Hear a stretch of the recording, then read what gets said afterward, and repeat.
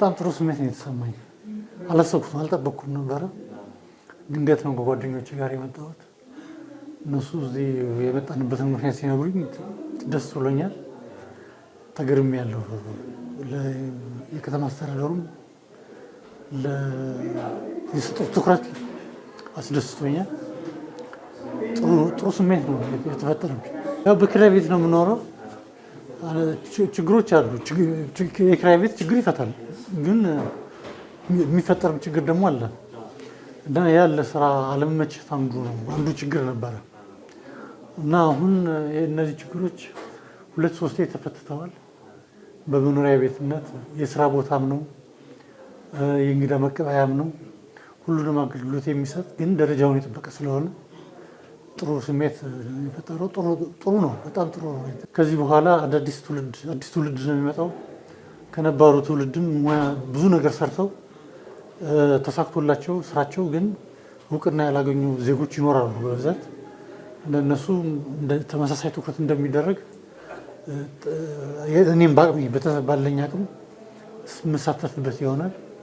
ከተማ አስተዳደሩ በዚህ እንዲቀጥል ጥሬን አቅርባለሁ።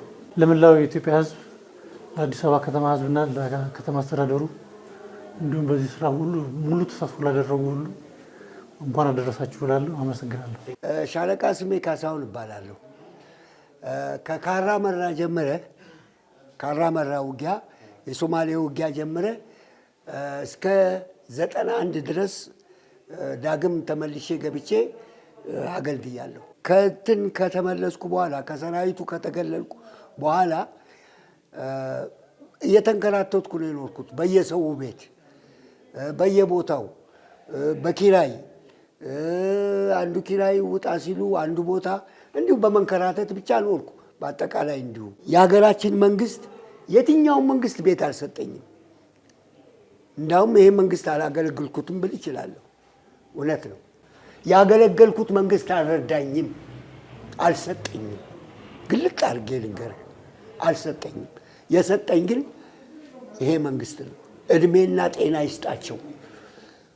ክብርት ከንቲባ ጤና ይስጥሽ፣ እድሜ ይስጥሽ፣ ልጆችሽን ይባርክልሽ፣ ቤተሰብሽ የተባረከ ይሁን። አመሰግናለሁ። እኔ የኮሎኔል አብዲሳ ጋር ልጅ በመሆኔ በጣም ደስ ይለኛል። በጣም የጀግና ነው፣ የኢትዮጵያ ጀግና ነው እና የእሱ ልጅ በመሆኔ በጣም ነው ደስ የሚለኝ። እኔ ይገርምሃል፣ ምንም እንትን የለኝም። የቤት ኪራይ ተከራይቼ ነበረ የምኖረው። ያላሰብኩት ያልጠበቅኩት ነው። ለምን ትናንትና ማታ ነው ተደውሎ የተነገረኝና በቃ ጠዋት እዚህ ከመጣው በኋላ ነው ቤት መሆኑን ስጦታ ክብርት አዳነች አቤቤ እንዳዘጋጀችና ቤት አዘጋጅታል ተብሎ የሰማሁት ጠዋት ነው እና ማልቀስ የጀመርኩት ከዛ በኋላ ነው። ለምን ፈጣሪ በጣም ሳመሰግነው ነበረ። በቃ ያላሰብኩት ነው፣ ያልጠበቅኩት ነው። በዚህ ሰዓት ቤት በጣም ችግር ባለበት ኪራዩም ራሱ በጣም ኑሮ በጣም እንደዚህ በሆነበት መንግስት ይሄንን አስቦ ለባለውለታ ለአገር ለሰሩ ሰዎች ለድሆች ይሄንን ነገር አስቦ በጣም ነው ትልቅ ደስታን የምለው ሐሳብ የለኝም። በጣም ነው የተደሰትኩት። እንደ ሀገር፣ እንደ ማህበረሰብ፣ እንደ መንግስት ትላንት ለሀገር ትልልቅ ውለታ የዋሉ ተማሪዎችን፣ ዶክተሮችን፣ የስነ ጽሁፍ ባለሙያዎችን፣ ሐኪሞችን፣ ወታደሮችን፣ የጦር ጄኔራሎችን ትላንትና የሀገር ባለውለታ የሆኑ ሰዎችን ቤተሰቦቻቸውን በዚህ ምልክ በዚህ መጠን አስቦ የሚመጥናቸው ባይሆንም ነገር ግን ለሀገር ባለውለታ ናችሁ፣ ለሀገር ውለታ